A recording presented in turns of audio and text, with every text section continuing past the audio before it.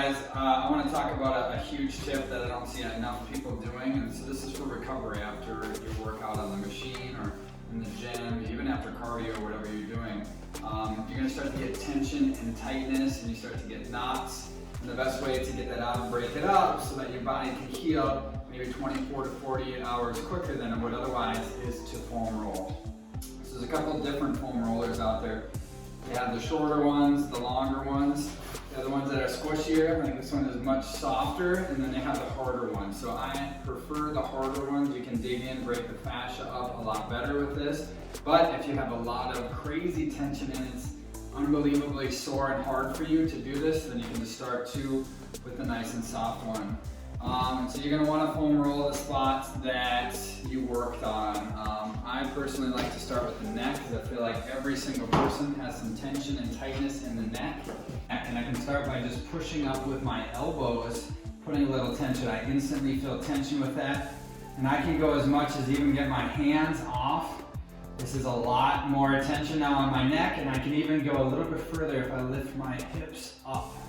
This is about the most tension you can get on your neck, so you can just hold. So I don't want to be foam rolling up and down on my neck with my neck because it's a tougher position. I just want it to sit where it is, and then I can move my head just slightly left or the right. But again, I don't want to be actually moving this up and down. To switch it, I would just bring my butt down, and now I can put it in a different position and then come back up into it. And don't be afraid too either of hitting it at different type angles where now I'm hitting a different spot on my neck. It's turned sideways. You're gonna find what's called trigger points, and those are the spots that you find when you go up on, you're like, ah! Those are the spots that you wanna sit on. And after about 30 seconds, that pain should go. The lactic acid breaks up, you're breaking up the fascia. Now it can move out of the body and it can heal. What happens is you got like 10 different muscles. When you warm them up as you work out, they get all heated up and then they come together, and 5 muscles end up making one big knot. And you need to break up that knot so that all those muscles can go back to where they were. And so that's the recovery process, and that's why you foam roll. And so then you can also hit your back. So find different spots and just go nice and slow. If I'm doing this and going really fast, I'm not doing much of anything. Just think about rolling out pizza dough. You want it nice and thin and smooth. Get the bubbles out, get the knots out. Do it nice and slow versus the speedy way. I can also lean to one side and really dig in here. Again, it depends where you're feeling that tightness, where you're feeling that tension, to move nice and slow. And then also don't be afraid again to move it in weird different angles and ways to hit different spots. You're gonna hit it different if my hands are like this, or if my hands are open, or if one hand's up or back. And I'm moving and twisting in different ways. Find those spots that are really tension filled and sit on them. Then here's a big one that I see all the time. People foam rolling their low back.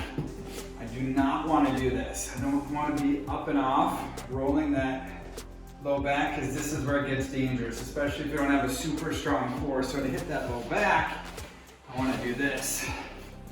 I'm coming all the way up and over. Now, my whole back is on the ground. Now I can hit that low back in a much different way, where I'm rolling side to side, or get both feet up, or bring one down side to side here.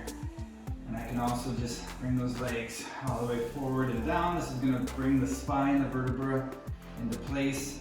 Crack, crack, crack. And I can get some good length there.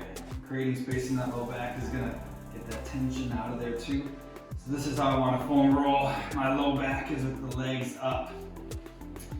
I can even do as much as, so if the hips are bothering you, I can come over the top and foam roll like this. I can go side to side on this. Now if that's too much, I can just put my feet on the ground and kind of come like this. So I'm planted on the ground and I'm just easing into it. If you can handle that, then you can go up and off. I can do the same thing as if I'm rolling my quads here. If that's too much, I can come down, just kind of roll in. I can do the same thing here on the IT bands, rolling on the side. And then same thing here, rolling on the hamstrings. So you can hit the whole area. I can even do my shoulders in different areas that you might not think that you would do. This helps the tongue getting all the way down here and foam rolling that front shoulder, the front delt, to help a lot. I can sit on that. I can even get into my bicep here. You can do your forearms, roll into that. I can get my chest and come up on one side. So it really depends on where you are sore. Find those trigger points, the spots that are really sore.